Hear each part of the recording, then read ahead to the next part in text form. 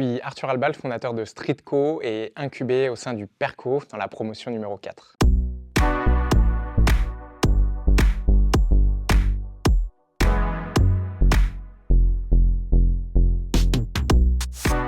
Streetco, c'est un Waze pour les personnes à mobilité réduite. On a une application qui s'appelle Streetco qui permet de collecter des données dans les rues, d'indiquer et de cartographier en fait quels sont les trottoirs accessibles et quels sont les trottoirs qui contiennent des obstacles, des zones de travaux, des escaliers, des trottoirs étroits.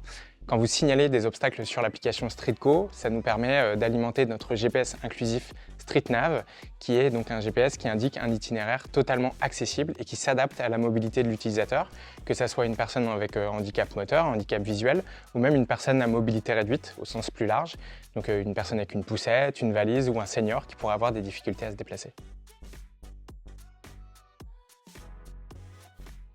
Longo, car on était un projet déjà assez mature, on avait nos premiers clients, nos clients collectivités ou nos clients entreprises. Donc l'idée, avec l'aide du Perco et l'incubateur, c'était d'accélérer et de bénéficier de tout l'écosystème de l'incubateur pour le faire.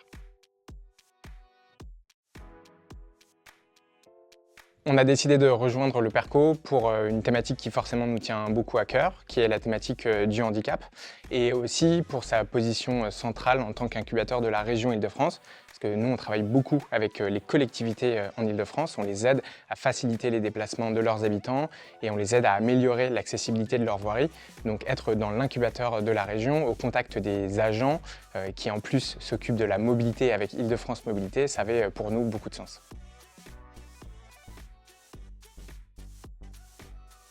Notre objectif à court terme, donc pour l'année 2025, c'est de rendre notre application d'itinéraire StreetNav encore plus accessible pour d'autres profils de mobilité.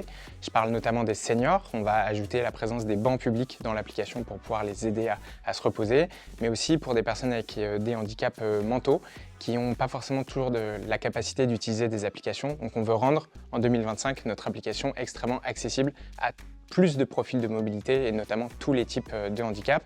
Et à plus long terme, notre ambition elle est européenne. On a déjà quelques villes européennes qui travaillent à nos côtés, mais l'idée c'est de couvrir et de travailler avec toutes les plus grandes capitales européennes et même d'autres villes dans d'autres pays. Évidemment, le sujet de l'accessibilité, il n'est pas seulement français, mais il est mondial.